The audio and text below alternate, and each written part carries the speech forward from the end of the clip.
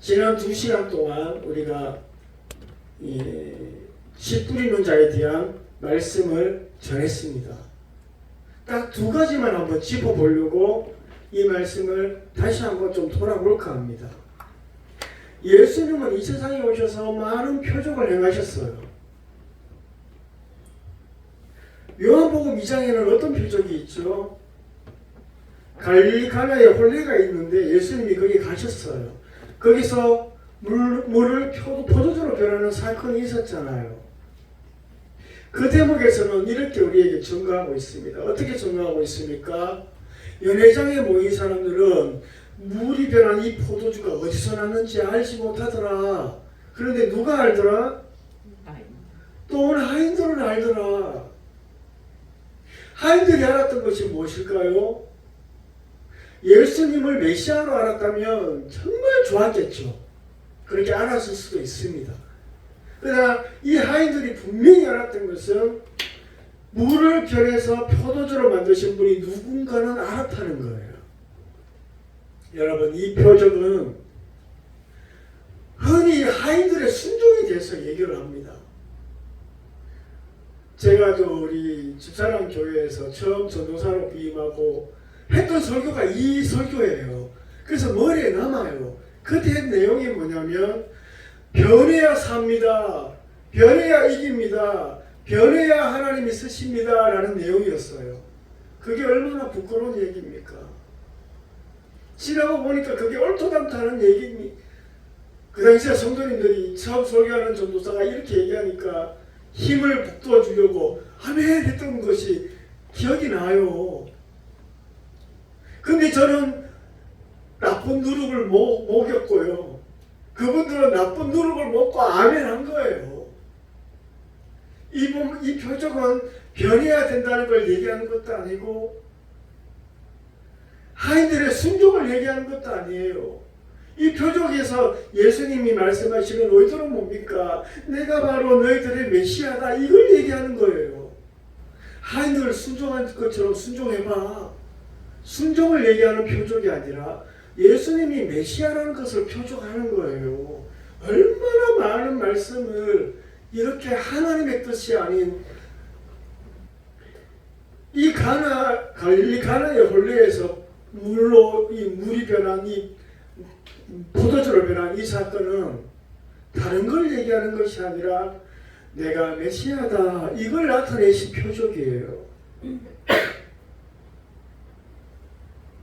그런데 그 전에 예수님이 육신의 옷을 입고 오신 그 전에 먼저 오셨잖아요. 아기로. 그 자체가 하나님의 말씀에 따라 구원자로 오신 표적이잖아요. 이사야 예언된 대로만. 나사로를 살린 것은 예수님이 생명의 주인이라는 것의 표적이시요 오병이어 사건은 예수님이 생명의 떡이라는 표적이잖아요. 그 외에도 얼마나 많습니까? 그래서 예수님이 행하신 표적은 예수님 자신이 뭐다? 구세주다. 언약대로 예언되진 자가 바로 나다. 너희들의 구세주다. 메시아다. 예수님의 모든 표적은 이 한 가지를 말하기 위해서 행하신 거예요. 자꾸 이 예수님의 표적을, 성경에 나타난 표적을 인간의 관점으로 가르치는 것은 이게 얼마나 맞지 않는 건가 하는 거예요. 그런데 유대인들은 영생 주시기 위해서 오신 예수님을 영생 얻기 위해 따라다니는 것이 아니라 그 선조들의 악한 그 모습대로 하나님을 자기 소원대로 주는 풍요의 신 금송아지로 섬겼다는 거예요. 이거 참 제가 몇 주째 강조하지만 너무너무 무서운 거예요. 하나님을 금송아지로 보고 있습니다. 내 소원 들어주는 자로 보고 있어요. 자기 배와 육신의 배 종족을 위해 따라다녔다는 거죠. 그런데 이스라엘의 그 패역함이 지금 이 시대도 이어지고 있더라는 겁니다. 정말 구원받은 자는, 정말 예수님의 신부는, 정말 하나님의 아들은 그동안 나의 주인 되었던 나 자신과 내 안에 있는 세상을 못 받고 이렇게 얘기하고 있습니다. 다시 오신다는 예수님의 말씀에 따라 하나님의 날이 임하기를 바라보고 그날을 간절히 사모하고 그 약속대로 의가 있는 곳인 새하늘과 새 땅을 바라보고 예수님이 다시 오실 때 주 앞에서 점도 없고 흠도 없이 평강 가운데 나타나기를 힘써야 하며 더욱이 하나님의 날이 임하기를 바라보고 새하늘과 새 땅을 바라보는 것이 사랑하는 자들의 증거라는 거예요. 이렇게 성경은 참 그리스도인의 모습을 우리한테 알려주고 있습니다. 그 말씀을 한번 읽어볼까요? 베드로후서 3장 8절에서 14절까지. 그날에는 하늘이 큰 소리로 떠나가고 물질이 뜨거운 물에 풀어지고 땅과 그 중에 있는 모든 일이 드러나리로다. 이 모든 것이 이렇게 풀어지리니 너희가 어떠한 사람이 되어야 마땅하냐. 거룩한 행실과 경건함으로 하나님의 날이 임하기를 바라보고 간절히 사모하라. 그날에는 하늘이 불에 타서 풀어지고 물질이 뜨거운 불에 녹아지려니와 우리는 그의 약속대로 의가 있는 곳인 새 하늘과 새 땅을 바라보자. 자, 그리스도인이 누구라고요? 금방 말씀드린 대로, 그죠?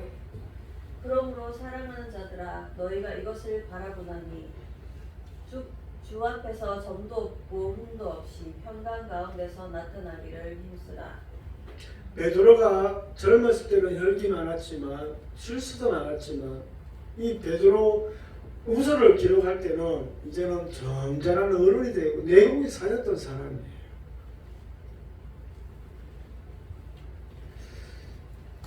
그가 이렇게 얘기합니다.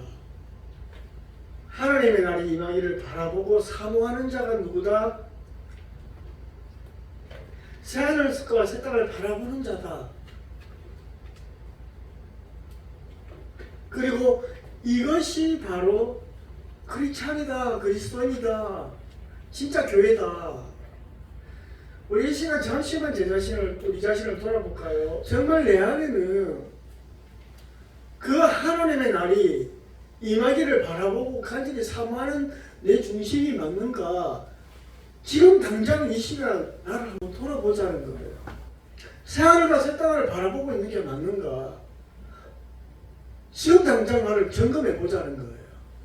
그것이 그리스도이라고 하는데 14절 파란색 글씨 있죠. 사랑하는 자들아 너희가 이것을 바라보나니 하나님의 임하심을 바라보고 새하늘과 새 땅을 바라보는 자가 하나님이 사랑하는 자래요. 그렇다면 내가 그런 상태에 있는가 지금 당장 한번 점검해 보자는 거예요. 그런데 나한테 이게 없다면 여전히 나는 세상이 나의 주인이구나 라고 우리는 생각할 수밖에 없다는 겁니다. 제가 어제 저녁 늦게 이 말씀을 하면서 참 은혜가 되고 붙잡았던 말씀이 14절 말미에요. 하나님의 날이 임할 때 예수님이 다시 재림하실 때 우리 성도는 어떻게 주를 영접해야 된다고요? 평강. 놀라지 않는다는 거예요. 그 일을 보고도. 두려워하지 않는다는 거예요. 주님이 다시 오실 때 우리가 주님을 만나는 그 상태는 어떤 상태다? 평강. 하나님의 자녀 예수 그리스도의 신분은 어떤 상황에서도 평강이 있는 자구나. 그렇다면 이 평강을 내가 얼마나 사모했느냐. 씨 뿌리는 자의 비유를 보면 씨 뿌린 자는 당연히 예수님이죠. 그 씨는 말씀이고요. 결실을 맺는 땅은 어디죠? 사람의 마음이에요. 이 부분이 중요합니다. 사람의 마음이에요. 결실을 맺는 것은 마음이에요. 마음. 사람의 마음이 결실되는 게 뭐냐라는 것을 예수님이 얘기하고 계신 거예요. 사람의 마음에 맺어지는 것은 눈에 보입니까? 보이지 않습니까? 보이지 않아요. 그래서 마음에 맺어지는 이 결실을 성공이나 부나 출세나 눈에 보이는 것으로 말하는 것은 완전히 잘못된 누룩이죠.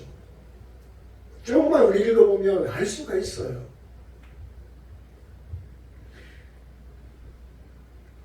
그래서 예수님이 말씀하신 이 결실을 가지고 이 땅의 것으로 말하는 것은, 그리고 듣는 것은 그가 바로 길가박 같은 사람이요, 돌짝박 같은 사람이요, 가시떨기와 같은 사람이라는 거예요. 사람 마음에 맺어지는 결실을 예수님은 얘기하는데 자꾸 눈에 보이는 결실로 결론을 내려요. 천국을 누린 사람은 누굽니까? 자기가 죄인임을 아는 자예요. 자기가 생명의 자리로 옮겨진 그 은혜의 기쁨이 충만한 자예요. 죽음에서 생명으로 옮겨진 그 은혜의 기쁨이 여러분 정말 있습니까? 정말 있습니까?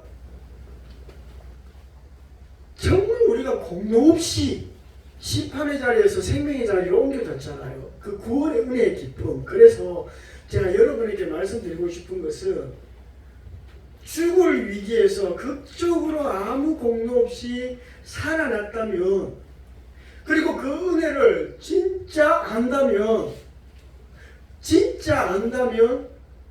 예수님이 약속하신 것만이 구원받은 자의 전부가 되지 않을까요?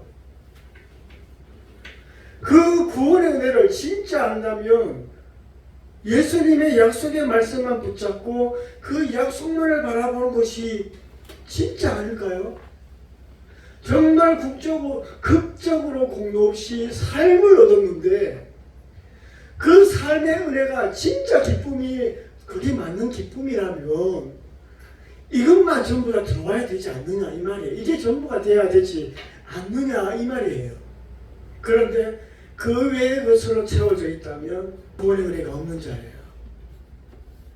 내가 살아난 은혜가 있다면 그분의 모든 것만이 내 속에 채워져야 되는 것이, 그게 옳은 게 아닌가 하는 겁니다.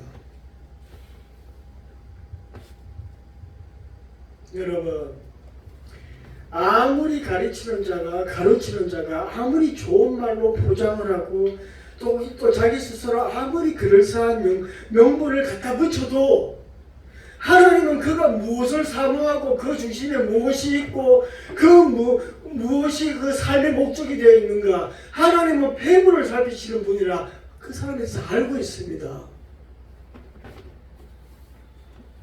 우리 이 말씀을 한번 읽어볼까요? 요한일서 3장 6절에서 9절. 죄를 짓는 자마다 불법을 행하나니 죄는 불법이라. 우리가 죄를 없애려고 나타나신 것을, 그가 우리 죄를 없애려고 나타나신 것을 너희가 아나니 그에게는 죄가 없습니다. 그 안에 거하는 자마다 범죄하지 아니하나니 범죄하는 자마다 그를 보지 못하였고 그를 알지도 못하였느니라. 자, 여기서 말하는 죄는 자기를 사랑하고 세상을 사랑하는 죄예요. 예수님 우리 죄를 없앤 것은 자기를 사랑하고 세상을 주인 삼아 하나님을 떠난 죄예요. 예수님 안에 거하는 자는 범죄, 이런 죄를 범하지 않는다라고 말하고 있습니다. 다시 세상을 사랑하지 않고 다시 자기가 주인 되지 않는 자가 그리스도인이다, 이런 죄를 범하지 않는다라고 분명히 얘기하고 있습니다.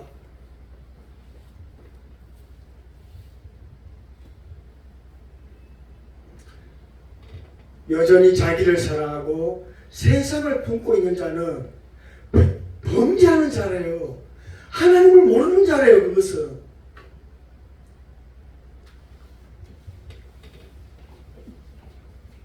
자기 중심에 세워져 가는 것이 무엇인지, 자기 중심에 채워져 있는 것이 무엇인가에 따라서 예수님을 아는 자와 모르는 자로 나뉘어집니다. 우리 이제 성경을 분명히 하자고요. 두리둥실, 그냥 세상과 묶어서 가지 말자는 거예요. 분명하자는 거예요.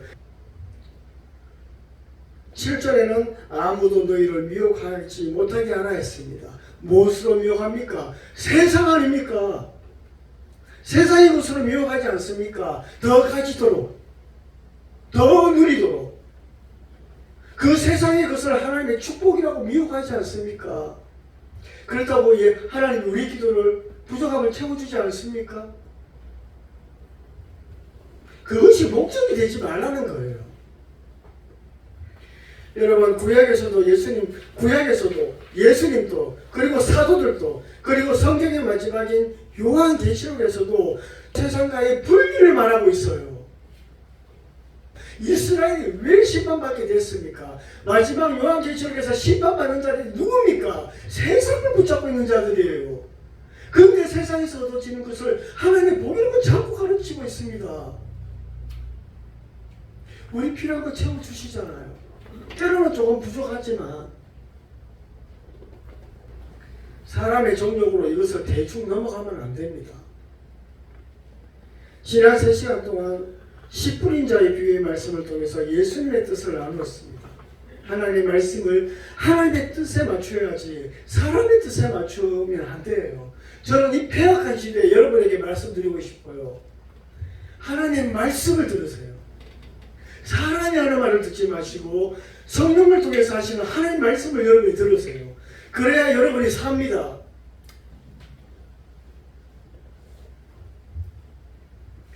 십분인 자의 비유의 말씀을 통해서 예수님의 뜻을 바르게 깨닫고 바른 결실을 맺는 우리 모두가 되기를 예수님의 이름으로 축복하고 기도합니다.